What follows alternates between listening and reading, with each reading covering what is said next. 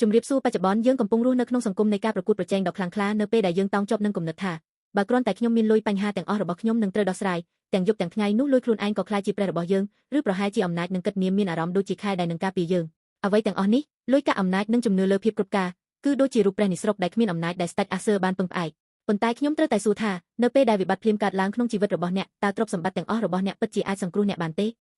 អ្វីទាំងអស់នេះទីបំផុតទាញយើងឲ្យធ្លាក់ទៅក្នុងភាពអស់សង្ឃឹមយ៉ាងជ្រៅប៉ុណ្ណោះសេនណាគេរីបជាស្ដេចអាសឺបានចំអកព្រះនាមនៃព្រះដ៏មានប្រជញ្ញរស់ដោយកម្លាំងទ័ពដែលគាត់បានពឹងផ្អែកទោះយ៉ាងណាក៏ដោយគាត់បានជួបនឹងសេចក្តីស្លាប់ដ៏វេទនាដោយដាររបស់កូនប្រុសរបស់គាត់ផ្ទាល់នៅក្នុងព្រះវិហារនិស្រុកជាព្រះដែលគាត់ទុកចិត្តបំផុតពងសាវតារស័ក្តិទី2:19:37ភាពឆ្មើងឆ្មៃរបស់គាត់បានឈានដល់ទីបញ្ចប់នៅចំពីមុខរូបព្រះដែលគាត់ជឿថាមានសុវត្ថិភាពបំផុតមិត្តសម្លាញ់របស់ខ្ញុំកម្លាំងដែលមានភាពឆ្មើងឆ្មៃនិងខ្លាំងពូកែជាងសេនណាគេរីបកំពុងគ្រប់គ្រងជីវិតរបស់យើងគឺសិទ្ធិអំណាចនៃអំពើបាបនិងសេចក្តីស្លាប់អំណាចនេះគឺជាឧបាយកលដ៏ប៉ិនប្រសប់របស់សាតានដែលទាញយើងចេញពីព្រះរាល់ពេលដែលយើងឆ្លុះវង្វេងនឹងលុយកាក់និងឋានៈដោយទីបំផុតអូសយើងទៅរកសេចក្តីវិនាសអស់ក្លឹបជានិច្ចអំណាចឆ្មើងឆ្មៃទាំងអស់នៃពិភពលោកប្រើអាវុធនៃអំពើបាបនិងសេចក្តីស្លាប់នេះទោះយ៉ាងណាក៏ដោយមានតែមនុស្សម្នាក់គត់ដែលអាចយកឈ្នះកម្លាំងដ៏ខ្លាំងក្លានេះបានទាំងស្រុងគឺព្រះយេស៊ូវគ្រីស្ទព្រះយេស៊ូវមិនបានអួតពីអំណាចដូចស្ដេចនៃពិភពលោកឡើយផ្ទុយទៅវិញទ្រង់បានលះបង់បល្ល័ង្កដ៏ទេវភាពរបស់ទ្រង់ហើយបានយាងមកផែនដីនេះដោយបន្ទាបខ្លួនមកកាន់ឋានៈមនុស្សដ៏ទាបបំផុតនិងថោកទាបបំផុតការបន្ទាបខ្លួននោះបានឈានដល់ចំណុចកំពូលរបស់វានៅក្នុងសេចក្តីស្លាប់លើឈើឆ្កាងដែលមើលទៅហាក់ដូចជាវេទនាបំផុតពិភពលោកបានចំអកឲ្យសេចក្តីស្លាប់នោះថាជាការបរាជ័យប៉ុន្តែគឺនៅលើឈើឆ្កាងនោះហើយ